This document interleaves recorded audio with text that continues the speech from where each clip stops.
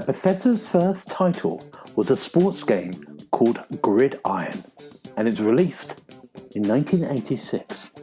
You're listening to the Xbox Hub podcast, the official podcast of the TheXboxHub.com. For all the latest Xbox news, reviews, videos, and opinions, make sure you visit the TheXboxHub.com. But for now, settle down, get comfy, and open your ears for some podcast delights. Hello, welcome to the Xbox Hub official podcast, episode 177. My name's Gareth Bronny. I'm going to be your host. And on my virtual left is Mr. Neil Watton. How you doing, Neil? Oh, that's me. Hello. Yeah, I'm good, thanks. How are you? Good. I was a bit hesitant. I was going to do some clever kind of whip thing, but it didn't come but into my you head. failed within 30 I failed. seconds. Yeah. It was going to be a thematic thing. It was going to be about space, but no. On my virtual right is Mr. Richard Dobson. How you doing, Richard? Hello. I was prepared for that because I'm the only other guy left, so I knew I was going to be on the right this time. You are. There's only two of us this week. Well, three of us, including me, but no one ever includes me. Best not.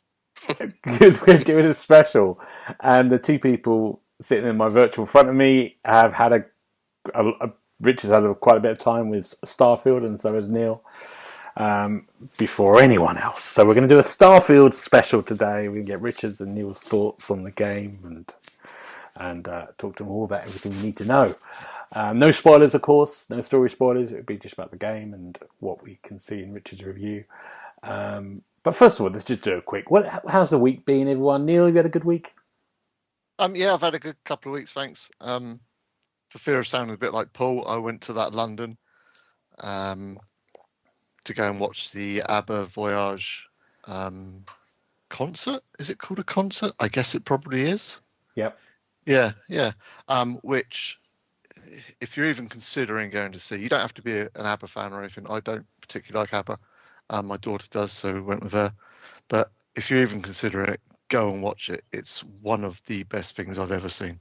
Really? And I'm nearly 50 years old. I was amazed by it. Yeah. And is it just like holograms? Is it the holograms of them? Is it? If I just landed from another planet and I went went to Pudding Mill Lane, that's what it's called, isn't it? Yeah. And just saw it, I would say they were on the stage. Wow. And they have time traveled from the 1970s. It is that good. Seriously. Got back, immediately started looking for tickets to go and watch it again. So and that's from somebody who doesn't really like ABBA. But yeah, it was amazing. It really was. Didn't give me a ring to say. No, but you live just around the corner. You can go and see it at any point. I can, yeah. Whereas I had to go and spend 4 hours, sounding like Paul again, spend 4 hours sitting on the bloody M25 to get into London. Yeah, wow. But yeah, if you do get the chance, go and see it. It's superb. Oh wow, there you go. Richard, what's your week been like? I went to the Yorkshire Balloon Fiesta on Sunday, which was at Castle Howard, just outside of York. Been on over the bank holiday weekend. They had hot air balloons going off, live bands. I think Blue was there on the Friday. Sam Ryder was there on the Sunday. Granted, not in the same bracket as ABBA, but no, not too bad. Not even fake ABBA. And but we got there on the Sunday. The weather was absolutely gorgeous, but we knew that there was storms and that incoming. So unfortunately, the balloons didn't go off or didn't get hoisted up or whatever the technical term is. But what I did notice was that we walked past a big sweet stall when the weather was hot, and there was just hundreds of wasps around it. So we were like, oh, no one's going to be touching that. There was like fudge and pick and mix and all sorts, but it was just swarmed by hundreds of wasps. And then when we walked past it another time when the rain was going, we saw a woman hoovering them all up with a Henry Hoover. Oh, dear. That's the best. Oh, my God. Do you live in the League of Gentlemen? It felt a little bit like it. But like York's quite an affluent area as well, and it was just a bit of a shock to see this. I can't imagine anyone would have then seen that and thought, oh, she's got rid of the wasps, now I'm going to go buy some fudge. It's just very odd. That's Very brilliant. funny. Can I just jump on the wasps thing, actually? Go on. I've been out riding my bike a little bit recently, and when was it? 4 days ago, I was going down a big hill at about 50 kilometers an hour, and I saw this flying thing come towards me. It bounced off my helmet and landed on my arm, and about 3 seconds later, I thought, "Oh, that hurts a little bit," and there was this wasp stinging me. So it's got the entire New Forest to fly around in, and it decided to fly for my helmet, hit my helmet, bounce off, land on my arm, chuck the stinger in. So I'm brushing it off, and it wouldn't come off. So I just whacked it as hard as I could, and it had left the back part of its body in my arm. Oh, God. So I'm going down a hill at 50k an hour, trying to pull out this bloody stinger out of my arm. Anyway, it hurt. And then I went out again today for an hour, same road. Wasp landed in my helmet and stung me on the head. Oh, my. Honestly, right? I've nearly ridden 100,000 kilometers over 10 years, never been stung before, and I've been stung twice on the same piece of road in the last 4 days. I thought you were going to say same wasp. Well, I don't know. This one, the one that hit me today, is now dead. I made sure it's dead because I stood on it. Good. But there you go. The entire New Forest, yeah? 2 wasps. Mad. Mad, yeah. So, anyway, moral of the story, Henry Hoover on the back next time. Exactly. There you go. My last wasp thing was a queen wasp in the middle of December and decided to go into my slippers. And so I put my slippers on and I got the worst sting in the world as a queen wasp. Yeah. There we go. That's wasp stories. That's what we want to hear on a Starfield special. and wasps. I've been ill this weekend, so I've actually played games all weekend, which has been quite nice. I actually got one game. You know when you get sit down, you have to do. I had one review game that I did for. I could talk about this. Mortals of Avon. Did that in 2.5 days straight. I haven't done that for a long time. You know, when you're just like, that's all I'm doing. So it's been quite nice. It's quite nice being ill. And is it a good game? Yeah, I really liked it. It's. I think I've given it a 4 out of 5. It looks great. It's a new original world. The combat's really fast and fluid. It just feels wonderful. It's like a Marvel movie. It's a really good fun to watch, but you don't think about it the minute it's finished. The best way. And that's kind of how I feel about this. It goes on the story wise. It really goes that kind of Guardians of the Galaxy way of how they do it. It's quite cheeky. It's quite they do the comedy stuff, and sometimes it hits. But when they try to do anything serious, it doesn't hit at all because they've gone down that other road. Not like the Guardians of the Galaxy do that well, but yeah. So I really had a great time with it. I thought it was really good fun, and there was lots of really nice stuff about it. It is quite hard as well, but and that's. But you got through it in a few days. I got through it. Did it? I was on easy level. Easy difficulty. Yeah, exactly. Yeah, always. But there you go. That's good. But let's talk about this game now. This game that I've never heard of is coming out. I think when this podcast comes out tomorrow, so it's on the 31st with our review, and everyone can get early access to this if you pay extra money to Starfield 6 days early. But Rich has had it for a while now. How long have you had it, Richard? 2 weeks. 2 weeks. So before we start, can we just say how much have you done of it, Richard? How many roundabout kind of hours have you played the Starfield?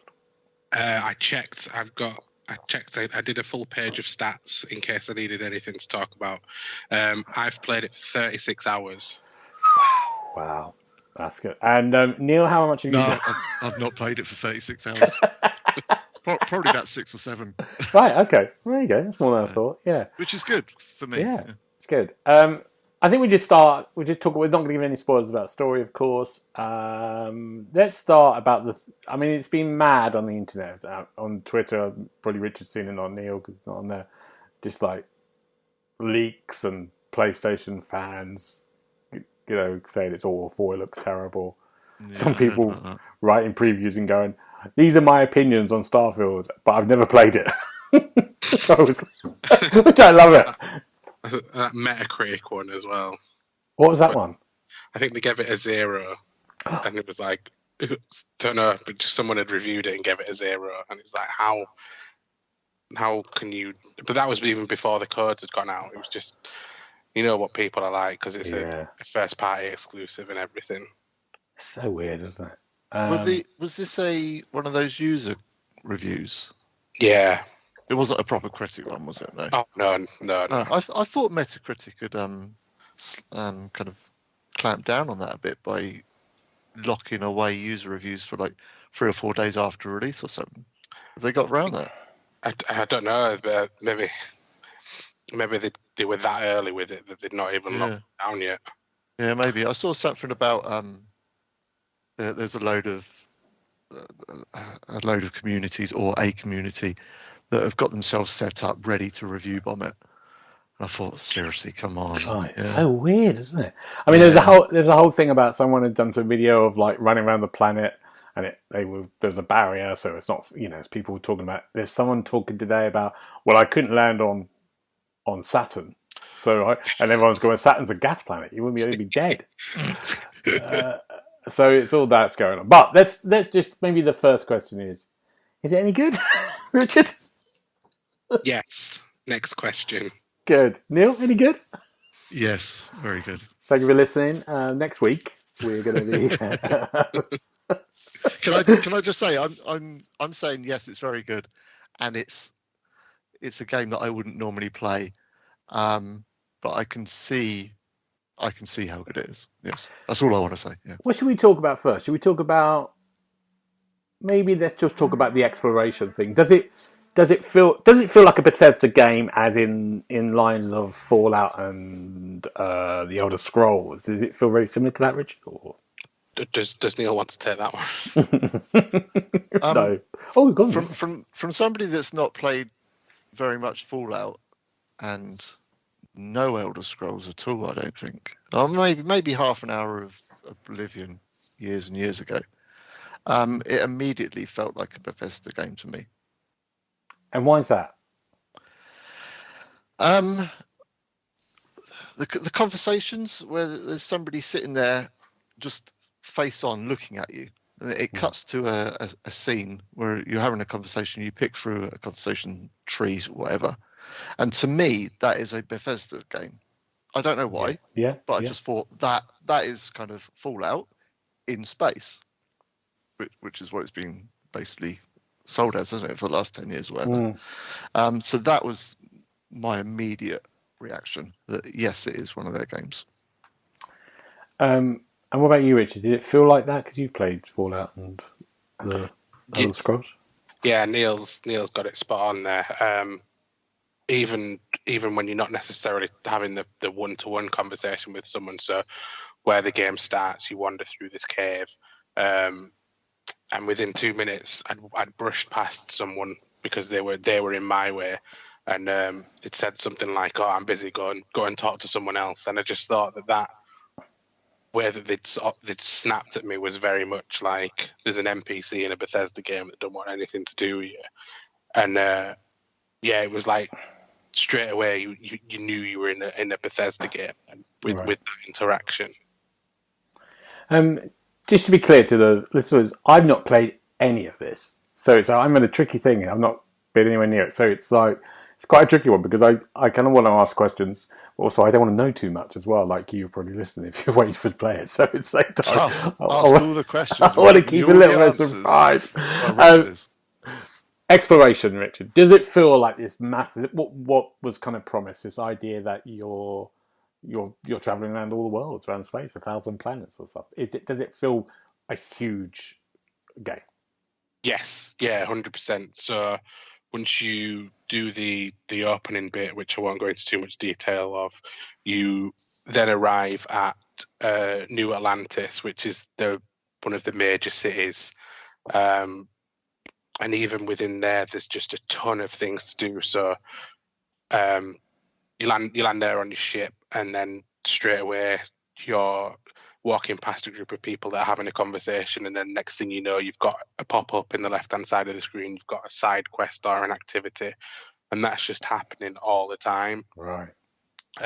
Side quests are obviously self-explanatory. Activities tend to be something like go and talk to this person or visit this area, and then they tend to lead into side quests themselves.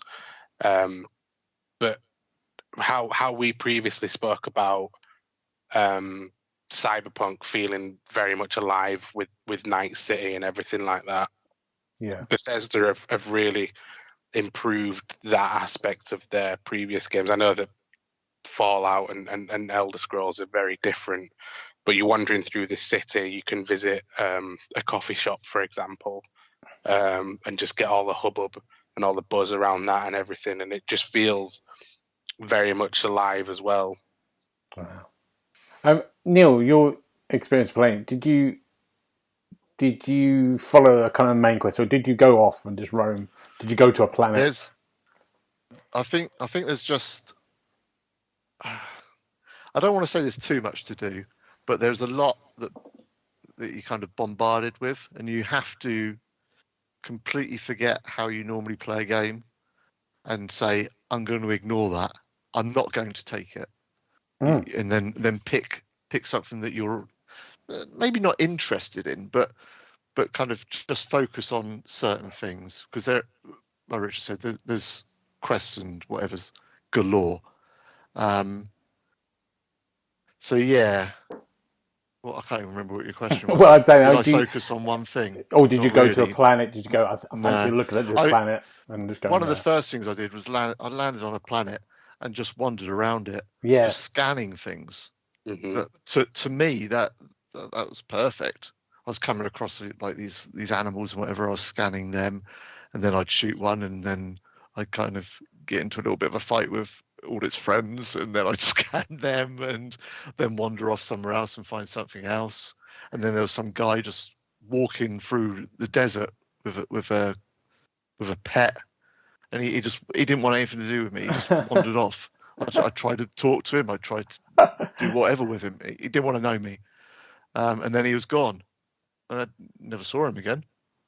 That's so great. Whether he's still there or not, yeah, probably is wandering. That's something really excites me about that. This idea of just being able to kind of go to, and you just have this kind of a little bit of time without doing any of the quests, but you can just go there. Was there a lot of that, Rich? Yeah, sorry. I think the whole exploration side of things and the scanning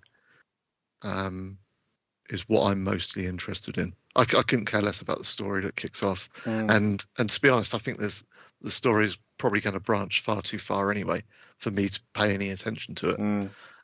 So yeah, you just make it what you will, really, don't you? But it's like that was the whole idea of it. No Man's Sky in that sense. That little bit of No Man's Sky, which I always love, to kind of go into a planet and just scan and stuff. Richard, obviously you've been to quite a few planets now, have you, on your little journey? Or you been mainlining the story for review purposes? I visited, looking through my stats, I visited 14 different solar systems during that time. Wow. I'm not sure exactly how many of those there are, but obviously there's over 1,000 planets within all these different solar systems. I did do a fair old bit of the main quest, but almost instantaneously I was opened up to some of the faction quest lines well. And one of those is absolutely brilliant. I think that was probably my favourite story arc within Starfield.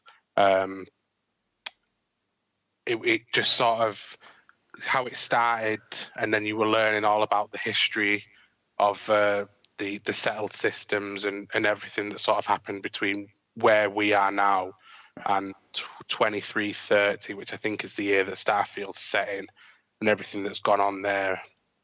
And not necessarily how humans have got into space, but why they needed to get into space more than anything. And then hearing about the colony wars that happened between some of the factions and where they are now, and how there's sort of like this truce between everything. And then opening up that faction quest line and how you're then dealing with these issues, like I said, trying not to go into much detail with. It's just brilliant. I think that story had me gripped from the very beginning. perhaps to the point where at some point I was neglecting the main story a little bit. Yeah. But that is part of that whole journey as well, isn't it? It's a bigger part. It's not the that's the Bethesda game through and through. Is that you have this basic framework, but you are free to do whatever you want. And it helped that at times some of the planets that I was having to visit for one quest line tied up with a quest line elsewhere, so you were sort of progressing them not necessarily at the same time, but you would be like, well, I'm here, I might as well jump over to this next planet, finish, do a little bit more of a different quest line, and then return to whatever you're interested in at that time. And like doing what Neil's doing is playing the game. He can just go and wander and meet old men in the desert, but that could be his, if he wanted to, which is quite exciting. So at one point, I landed on a planet, found a settlement there, landed on a planet, and as I was landing on this planet, a group of spacers who are like the pirates that roam around space were also landing. So we had a bit of a shootout, and then I thought, hang on a minute, there's no one left there. Can I claim their ship? So I walked up to their ship, went through the cockpit, and then there were 3 more of them there. Managed to get them down, and then I own that ship. Wow, I like that. That's good. Brilliant. I'm going to put it into some categories. Give us a thing. Visuals. Let's talk about the visual look of it, because there was a lot of talk about this. We know it's at 30 frames per second at 4K. How does it look? Neil, what does it look? Does it look good? Is the 30 frames per second thing an issue for people? It never is for me. It never is, but it's always a problem with people. Yeah. Is that the talk of the town on Twitter? Not anymore. It was for a while when they took. Okay, then they found review bombing and thought they'd do that instead. No, yeah, it looks great. No real issues. Obviously we've been playing it ahead of time. They've pushed out a patch. Was it yesterday, Richard? I think the patch went live. Yesterday or the day before, yeah. Yeah. I did have a few little minor glitches. Menus were sticking and stuff like that. One of them I couldn't get rid of at all. It was just sat front and center, right in the way. Really annoying. Right. But patches have gone out, so that shouldn't be an issue now. And yeah, it looks good. I'd say it's quite unique actually in the way it looks. Okay. But then everywhere you visit, it's different as well. Mm. So it's not like, oh, you've seen this, you've seen that. Well, not really. This is new. This is quite new as well. Yeah, it looks good. Good, Richard. You up with that visually? Yeah. Impressed? I think at the start of this year we had a discussion about 60 frames versus 30 frames for Redfall, and I was very much like, oh, it's got to be 60 frames per second on these new consoles. But the fact that Starfield's a design choice that for it to run at 30 frames per second, it's fine. It's absolutely unnoticeable, really, when you're playing in first person. And the new, I think, Creation Engine 2 that they've used. This is like the first game to sort of show off this new engine.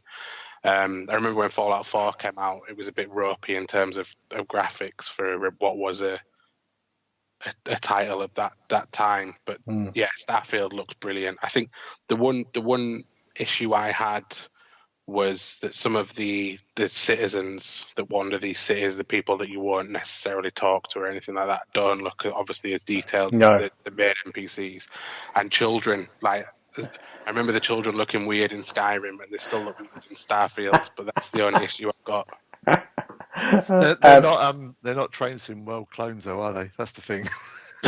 Oh my word, yes, God. Can I just ask, Richard, are you playing it mostly in first person? Yes, yeah. I know that they have that option, and they've had it in a lot of the other Bethesda games, but yeah, it just doesn't work for me playing it in third person. What about you, Neil? Yeah, I've been playing it in the first as well. I've been trying to switch around, and yeah, maybe if you're in a massive open space and you just want to see your guy running around, then stick it into third. But for the most part, yeah, I've stuck it in first person. The title screen, of course, is the most important thing, and that's caused people go mad about it. Is it as bad as they say? Neil, you upset by the title No. screen? No comment. I'm not even going there. I saw a headline. I didn't click it. I don't want to know.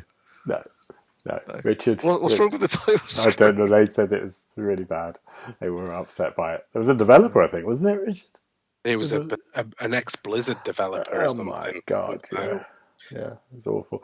Let me just talk about. Let's talk about combat first. About combat, not space combat, but gun combat and on the floor combat. What's that like? Is it? You please, Neil? You had a go. I'll let Richard go with that one. Okay. It's a little bit more fast-paced than Fallout, the other game that uses guns. Obviously, can't really compare it to Elder Scrolls. It's melee focused, but yeah, there's no VAT system, obviously. So I think it sort of comes across as like it's not trying to be what the original Fallout games were, that were a bit more turn-based. It's very much a fluid first-person shooter in that aspect. I didn't have any issues. I don't think it has much in terms of assistance. Like you see it on other games where if you're in the vicinity when you're shooting a player, it'll lock onto them and do that for you.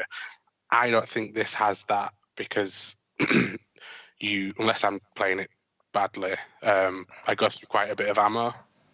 Right. Either my weapons aren't as powerful as they should be for where I am, or there's none of that targeting assistance on. Right.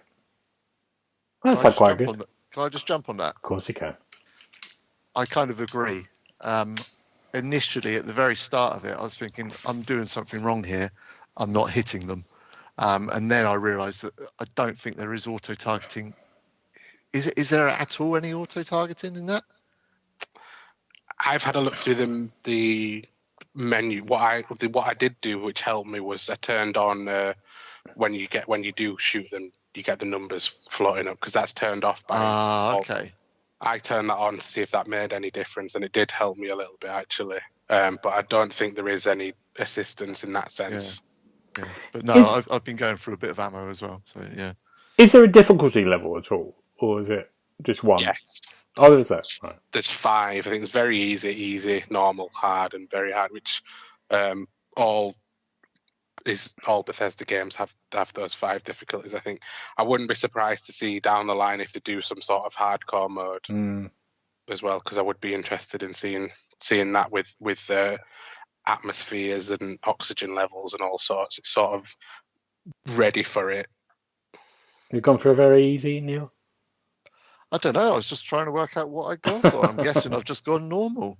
Okay. I probably just thought, yeah, that'd do. Oh, do you? They'd set me up on normal, wouldn't they? They're good guys like that. Yeah, I think normal. Yeah, okay. So what about space combat? The dogfights in space with pirates and all sorts. How's that work? Who wants to start?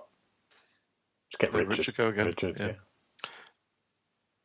yeah, it's good. I think it reminds me a little bit of Star Wars Squadrons, which was that short-lived Star Wars dogfights in space. Oh yeah, I reviewed that, I think.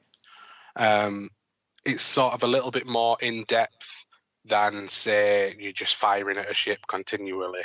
But that's a bit more dependent on if you unlock the I can't remember the name of it. One of the skills allows you to target certain areas of a ship. So if you wanted to take over this ship to board it and loot it, you would need to wipe out their engines.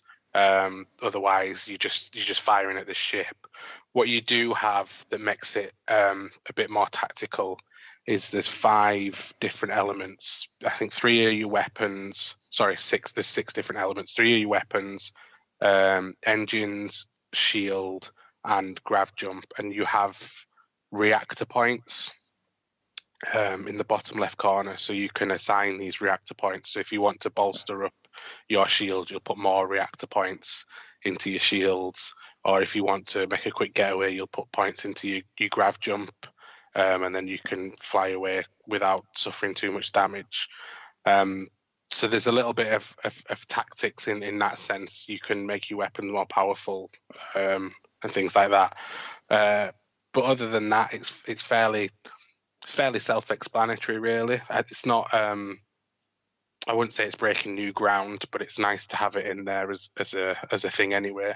And is it, like you said about swapping to shields? Is that quite an easy thing to do? Is that quite fiddly, or is it something you get used to? It's all done on the D-pad. Okay. So it's not whilst you're flying around with the right stick and then speeding up or down with the left stick.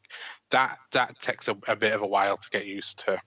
Yeah, I was going to say that. Obviously, you're floating around, so it's all done on the one stick, which way you're facing, and then your speed and boost is on the left thumbstick. So that takes a bit of a while to get used to. But everything like putting the points in stuff is just on the control on the D-pad.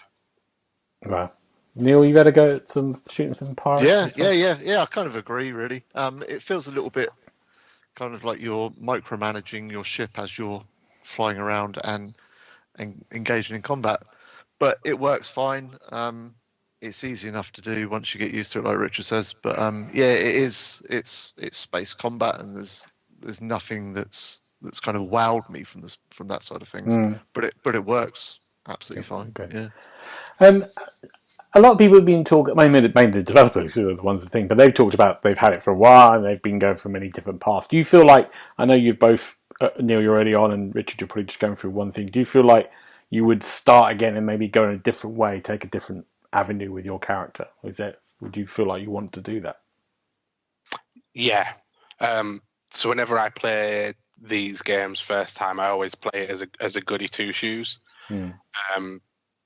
But one of the things that I would probably change this time is the traits. So when you create your character, you can choose up to 3 traits. The one that I would definitely recommend is kid stuff, which is you can visit your mum and dad in their flat in New Atlantis. But just have that one on because there's some really funny bits that keep popping up with that. But the one that I picked that I would probably change is the introvert trait, which gives me a bonus if I'm traveling without a companion. But Starfield, especially early on, has you traveling everywhere with a companion. So I'm getting penalised for having these companions. I think I took that one as well. But then I found a companion that I really liked. So since then, we've been traveling together, and I'm just taking the hit basically. But I wouldn't pick that trait if I was to create a new character. Okay, that's a good little tip. Neil, if you got a sense of like that, you could do this journey, you could become this, you become that. I wouldn't start again, I don't think. No, I think I'd just stick with what I've got, and just go from there and see where it takes me. Really, Richard says he's playing everything the good way. I think I'm just kind of taking stuff, each one as it comes, and just seeing what happens. Really, I wouldn't say I'm sitting there and specifically thinking I have to play it like this or I have to play it like that. I'm just every scenario, whatever happens. Really, but I think I'd rather just stick with it, not start again. But then I don't play games twice. No. So if I ever get to the end of Starfield, that will be me done. Yeah. And that would be fine. I think that's what it's for. I mean, I think there's been talk from some of the developers saying, two people have chatted they've had completely different experiences. Because they've gone a certain way and one's gone the other way, which is kind of intriguing.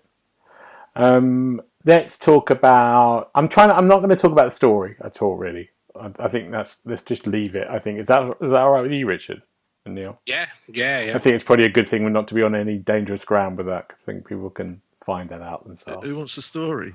Nobody cares about the story. Exactly. The customization of your ship. I'm just curious about that. Have you had a go at that, Richard? Making your ship into a giant penis or whatever people want. Well, first thing you did. It's a tricky one because they describe that as a late game activity, and the ship that I'm primarily using is still the starting ship, but I've upgraded it several times over, so you can buy upgrades to any of the 6 criteria that I mentioned earlier. And then obviously, if you go to a shipyard, you can start from scratch, which is interesting, but it's a cost. It costs a lot of money, and I'm barely at a point where I can afford that. I love that you're 36 see- hours in and you can't. That's great. That's really good. Yeah, sorry, Neil. Yeah, can I just say, can you see a point where it will be worth you getting a new ship? Yeah, because But even much further down the line. Is that what you're saying? Yeah, because I'm like, whilst I said I'm playing as a goody two shoes, what I really want to do is get the compartments in there that allow me to smuggle contraband through. Because I think there's a few quests that would benefit or would benefit if I was able to do that. Because I found so basically contraband. You can steal items if you go to any of the major settlements. They'll scan your ship before you land, and if you're found with contraband on there, you'll get arrested and taken to prison. So I found there's quite a few like rare paintings and things that are classed as contraband, so I can't move them between these borders. But they would net me a nice profit if I did. This is why. So I think there's a lot. Sorry. No, this is why this country's gone to pot. The Yorkshiremen smuggling stuff in. Trying to smuggle fine art. Well, just talking about the items and stuff, actually, as somebody who doesn't normally play one of these type of games, I'm wandering around picking up everything. I mean, literally everything. I shouldn't be doing that, should I? No. I know I shouldn't be doing it, but it's much in the same way as what I said earlier. You need to kind of rewire your brain to pick and choose certain aspects of it and just concentrate on that instead of picking up a bloody pair of scissors or something. Yeah. Money and ammo weigh nothing, so pick all that up. Digipacks, which are like your lockpick items, they don't weigh anything either. And then it just depends if you're building an outpost or anything, like what items do you actually need, and if there's a way to scrap items to get resources. But that's a Bethesda Games type thing, though, isn't it? So I'm suspecting. Is that right? Yeah. I'd love to have seen a video of Richard playing it and you, Neil, side by side. I'm not lying. Literally, I walk into a room and I will pick everything up, and then I walk in the next room and pick everything up. I don't want to pick this stuff up. I know I shouldn't be picking this stuff up, but I'm doing it anyway. Wow. Get together with Richard with his ship and contraband. We put those scissors in his little compartments. I'll put myself in the compartment. Thanks very much. You can fly me around. Now, of course, we're not going to cover anything here at all, but anything else you want to chat about? What have I missed? Anything major things to miss about before we talk about a score that Richard's given the game? I think on the subject of maybe collectibles as well, there's skill magazines that you can pick up. So picking these up will give you an XP boost. Or not an XP boost, sorry, a boost to one of your skills. Oh, yeah.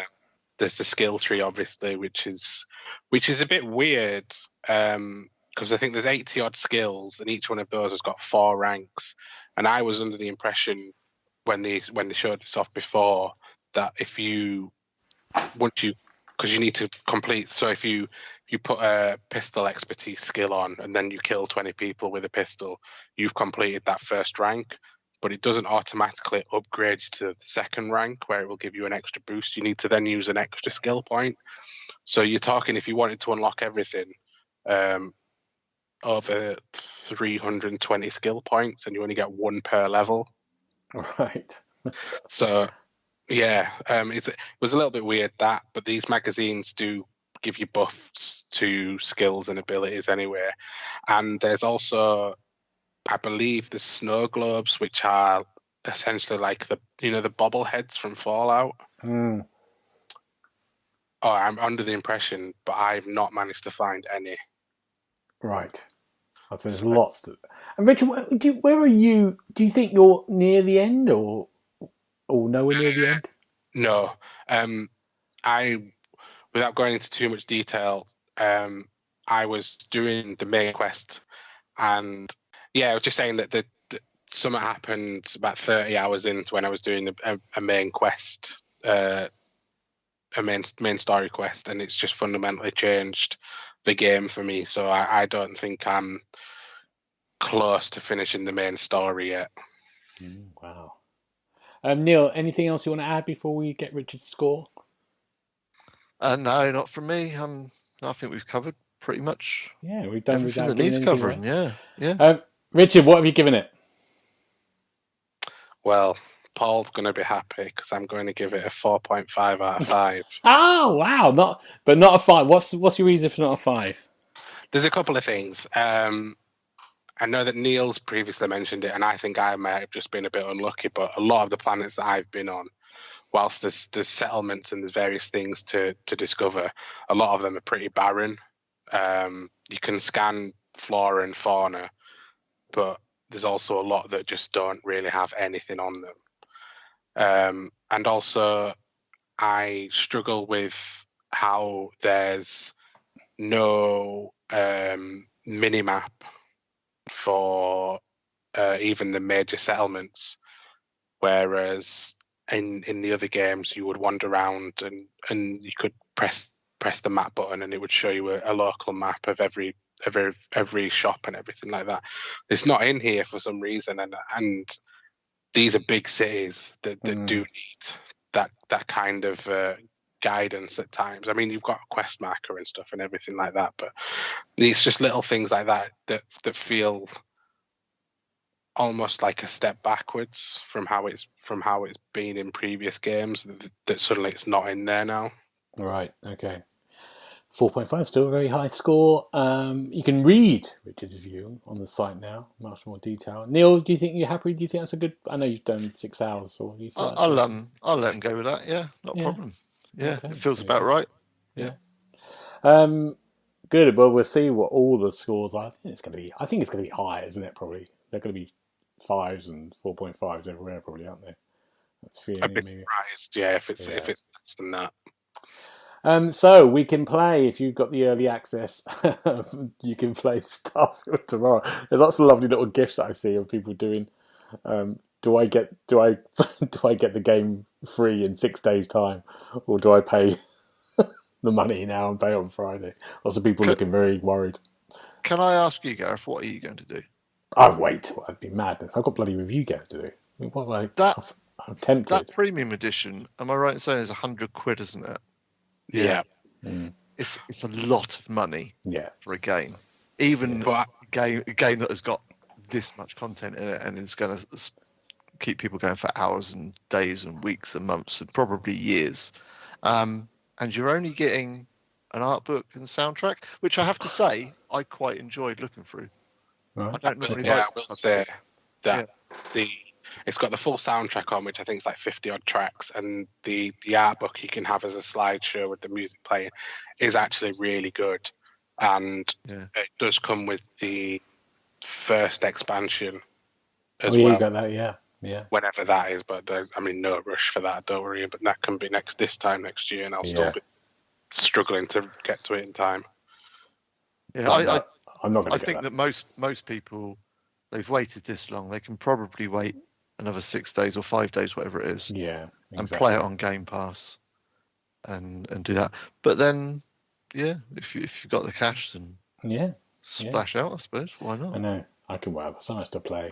Let's go through what's out for the rest of September before we finish. We've got our article up, which is 13 of the best Xbox and Game Pass games of September 2023, and a YouTube video to watch as well.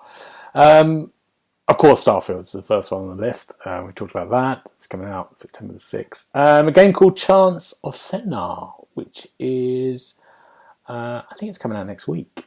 I'm reviewing this at the moment, so I'll have some thoughts about it when we meet up next. It's a kind of one of the games that I really like, a kind of puzzle adventure game, and you're traveling through this kind of like deserty kind of world, unlocking doors, you kind of using stealth and kind of guardians, but also you're trying to, which is the kind of the main thing, is you're trying to decode a language. So someone will speak to you, or you'll see a sign, and you write down, you type into the keyboard what you think it might be, and then it has to try to match up, which is a really interesting little device that I'm really enjoying. That's coming out sometime. I think it is next week. I think it might be. Yeah. The many pieces of Mr. Koo. Who knows anything about this? What's this? I don't know who Mr. Koo is. Mr. Koo is something quite famous. Am I right in saying this? Have you two heard of Mr. Koo? I've not heard of this at all. Oh, I don't know what this is at all. It's like a animated film or short or something like that. I quite like the look of it. Yeah. It's a bit weird. It's a whimsical point and click adventure with a surrealist story, hand drawn animation, and hilarious puzzles. It does look good. Yeah. Yeah, it's worth really good. And that's when's that out? Do we know? Soon. Soon, 7th of September.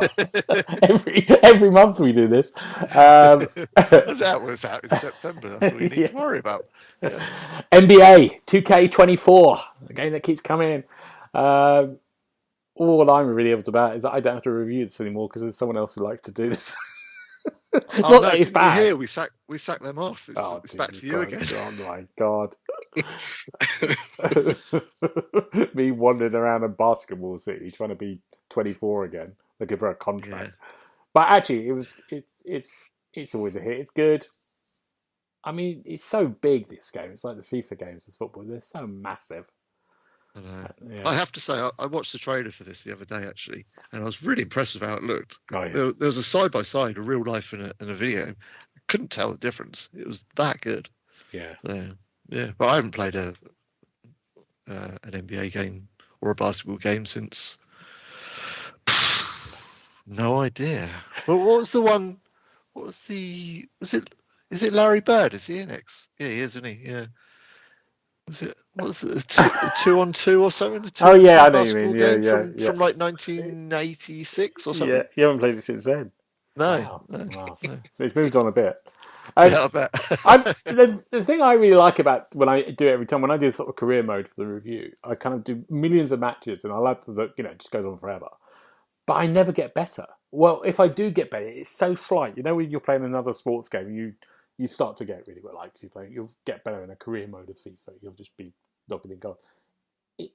It's really small. I quite like that. It feels quite realistic. It feels like quite a trial. Maybe it's just me. It's probably just me, isn't it? Yeah.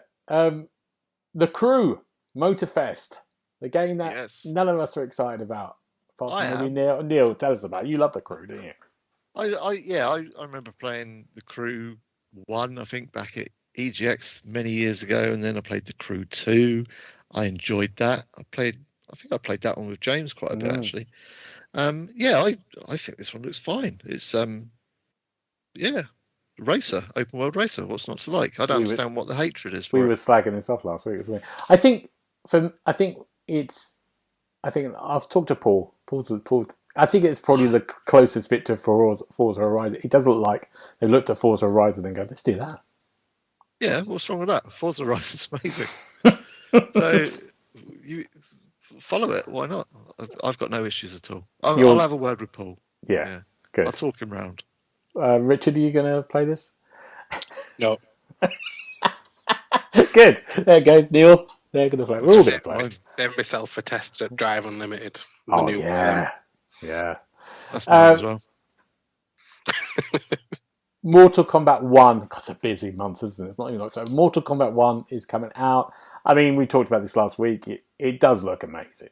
Visually, it just looks stunning. And it feels like it won't go far wrong. It doesn't feel like... You've played the... We talked about this last week. You played the beta, is that right, Richard? Yes. Yeah, I played the pre-order beta. I got code for that. I mean, it's good. You're not going to go wrong with a Mortal Kombat game now, but it does look absolutely stunning on the current gen hardware. But all that means is that there's just going to be more viscera on screen. Yeah. I never play fighting games, so I don't know anything about it. Neil, you played much of this? I probably played Mortal Kombat, the original one, and haven't touched it since. So maybe Yeah. this would be a good time to go back. Who knows? We used to have one of my student union Mortal Kombat machine back in '94. Yeah. Lies of P, or Life of Pi, as I always like to call this game. Lies of P. Lies of P is another Game Pass game coming out in September, I think 23rd or 22nd, around that time. It's a weird game, this one. It's a Souls-like game. Has that kind of like strange kind of steampunky vision. When we saw gameplay maybe 6 months ago, it looked a bit. It didn't look as great as it did, but the most recent stuff it looks really good. So hopefully they've done a bit more visual fidelity. They seem to have been on a bit of a roller coaster, don't they? They started really high. I remember the first reveal trailer. When was that? Maybe 3 years ago. Maybe was it that long ago? Possibly. Yeah. A bit more. And then they had a dodgy period, didn't they? But it looks like it's going to be good. Yeah. I won't play it. It's a Souls like that. No interest in that, but it does look good. Does look good. Richard, you look excited about you going to play that? I'll give it a go, especially with being on Game Pass. But I've got too many other Souls likes unfinished to really get into another one. Yeah, it's all for Paul, isn't it? Cyberpunk, the Phantom Liberty expansion. We talked about this again last week. We're really excited about this. 29th of September. Me and Rich are both excited about going back to the city, aren't we, to muck around in? Yeah, this one's going to be, I think this is my pick for September. Yeah. After Starfield, obviously. Yeah. I think it goes, I mean, that last trailer looked really good. I just like wandering about that city, really. I'm trying to remember the combat so much. But yeah, I really just like being back there, and another story in that place it's going to be interesting. Have you played it yet, Neil? I played it when it first released, Right. So laughed at the bugs and whatever, and then gave up with it. But I didn't play enough to really get into it. So I might, now it's all fixed up. I understand it's all fixed up anyway. I hope it's fixed up. Yeah. I might do. But possibly. Good. Okay. And Train Sim World 4 is coming out. It just carries on. 23rd, I think. I don't know what else to say about Train Sim World. Well, one of you two will be reviewing it, I think. For the No. It's going to be. When did Train Sim World 3 come out? Because I could have swore that we're only at the start of this year. August. I don't know. I think it wasn't long ago. They seem to be doing them every year or so. I think it might have been this time last year. Let me just very quick look.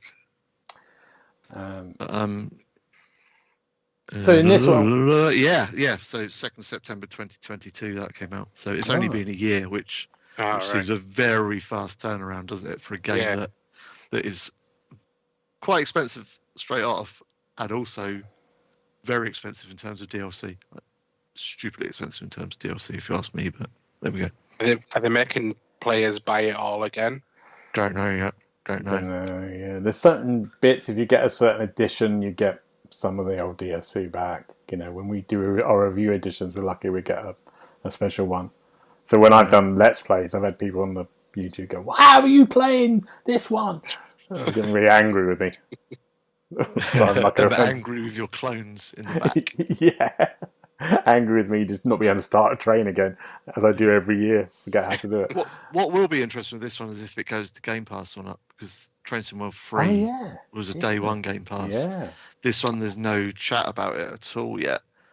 So, yeah. I think why they brought out this new one then, because the other one Game Pass. Well, you don't know, do you? Maybe. Let's just go through the rest. We've got Whatever Land. That's coming out. It's a colourful puzzle game with point-and-click gameplay. Don't know anything about that. Anyone know anything about that? No? Looks alright. Looks fun. Yeah. Okay. You can get bit mad. Play the free prologue. Is out now? Have a look at that. Palo Pines. Little kids game. Or Paleo Pines. Or Paleo. You're lucky I didn't say the first thing that came in my head. It's a bright dinosaur romp through a charming and friendly world. Yeah, it's that good. It's a little farm sim game. I want to kids. play that. Yeah, there you I think that looks fun. Yeah. Wild Mender is like a. What is this game? It's like a little desert. Is it another kiddie game? Farm game? So no, it's less kiddies, but it's much more, yeah, along the same lines of kind of a build 'em up type game, I think. Yeah. And then the last one, of course, is EA Sports FC 24, which is coming out on the 29th. That I play and James plays every year. Me and James had the conversation about, are you going to get the special edition? And I get the special edition every year. I don't know why I do it.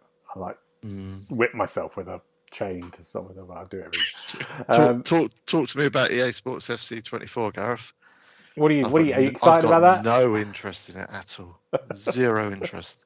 And this is from somebody who played Pro Evo and FIFA all day long, religiously for years and years. But no, they need to do something big to get me back. I feel like I'm going to a nightclub that was very popular for a while, and now it's just me and James in the corner, and there's no one else there. Can you see yourself playing it as much as you have done over the last 10, 12 years? No, I don't play as much. No, I get into Ultimate Team for a bit. It's quite fun, and then I go, "What am I doing?" by December, and I stop playing. But then I play clubs still with James and with JB and whoever's around. So I do that, keeps us going a bit. And we're so bad now. I mean, we're always terrible, but we're so bad now. It's quite funny. Our enjoyment comes from making different members of the team, like the AI. So we've got Kate Bush on the wing. There's who did I make the other day? Salvador Dali in defence. All that is the most enjoyable bit. Yeah. So that shows you where we are. Because everyone else is better than you. Yeah? Oh, miles better. Yeah. My little life is terrible now. Yeah. But it's back. EA Sports without the FIFA brand. With the same thing again. Very popular. It does need a little challenger to it. Hopefully that will come. And that's it. That's September's games. October looks quiet, doesn't it? So we're talking about hopefully you're going to be ill again because you're not moving from your sofa for a month.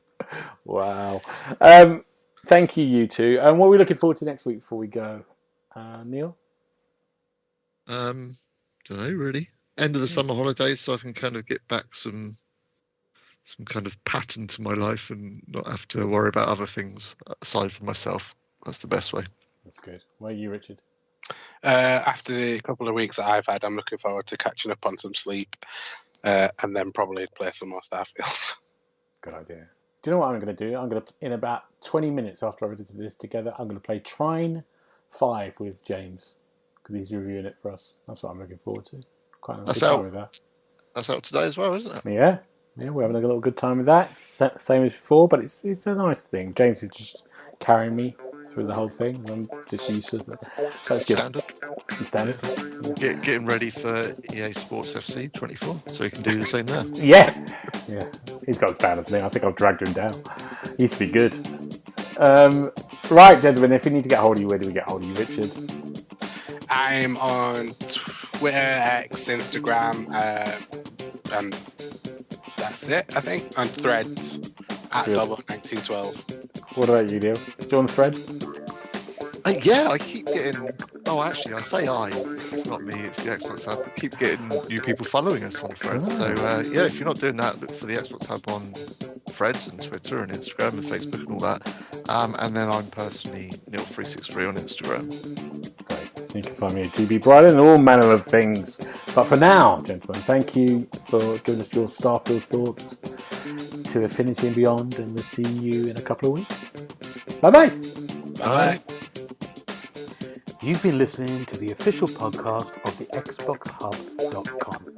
You had found all the notes of this show at www.TheXboxHub.com/podcast. You can also check out our social feeds on Instagram and Twitter at The Xbox Hub, and search for The Xbox Hub on Facebook.